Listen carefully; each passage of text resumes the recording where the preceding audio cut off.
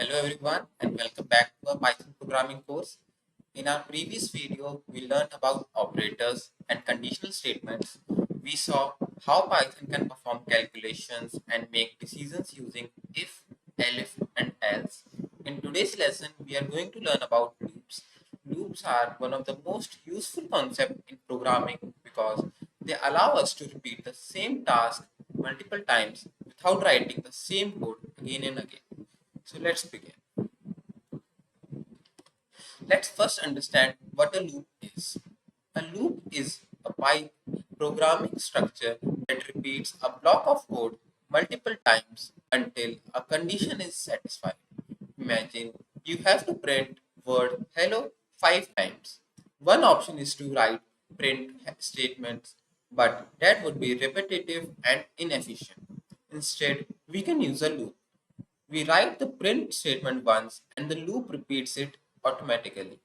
Python provides two main types of loops, for loop and the while loop. So why do programmers use loops?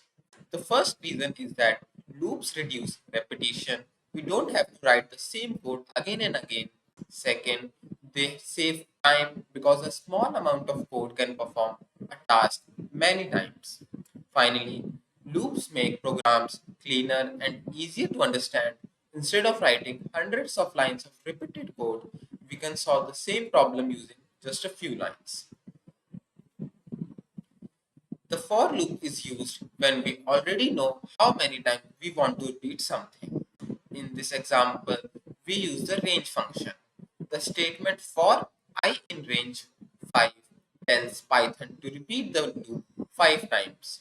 The variable I changes automatically during each iteration.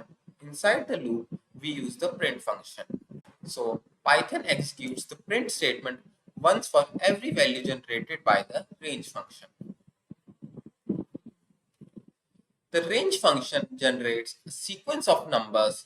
When we write range 5, Python generates number 0, 1, 2, 3, and 4.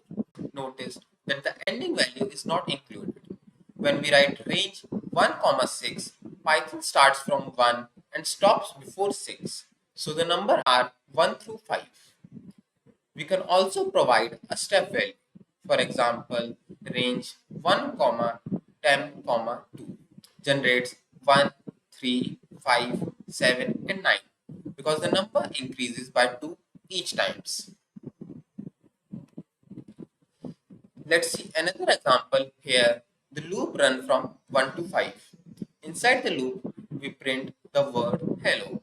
Since the loop runs 5 times, the word hello is displayed 5 times on the screen.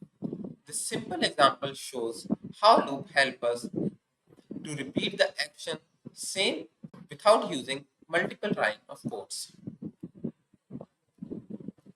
Now let's learn about the while loop. Unlike the for loop, the while loop does not depend on fixed number of iterations. Instead, it keeps running as long as the condition remains true. In this example, the variable I starts with the value 1.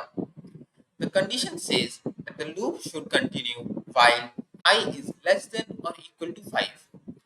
After printing the value, we increase I by 1.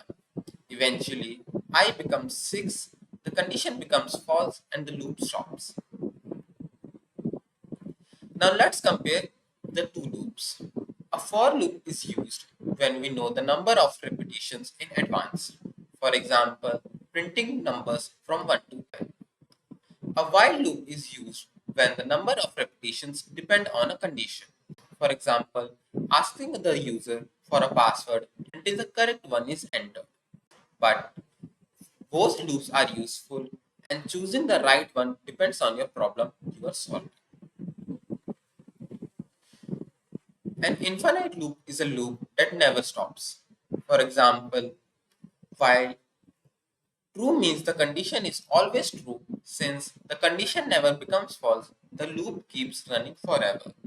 Infinite loops are usually mistakes, but sometimes they are intentionally used in games, servers, or applications that need to run continuously.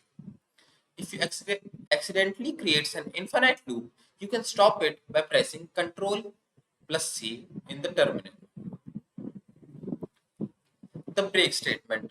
The break statement is used to exit a loop immediately.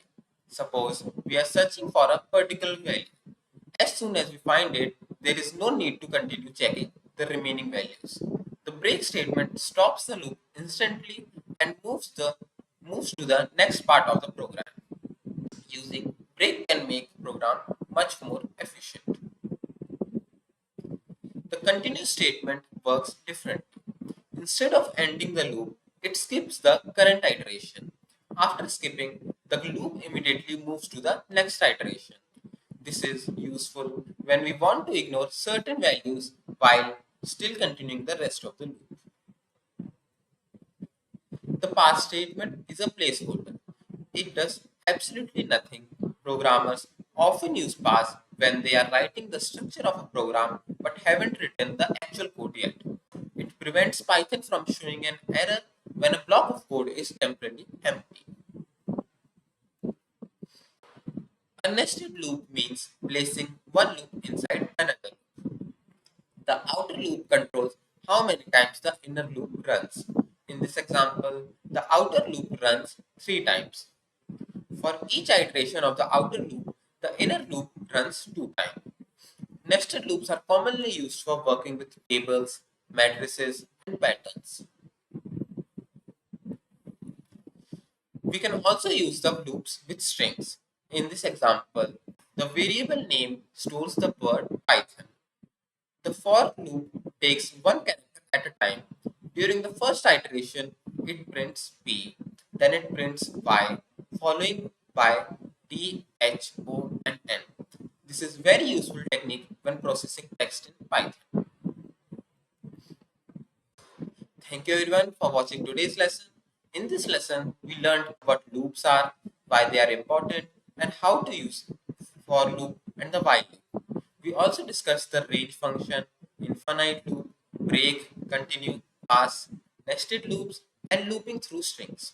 In the next video, we will learn about strings, lists, tuples, and dictionary.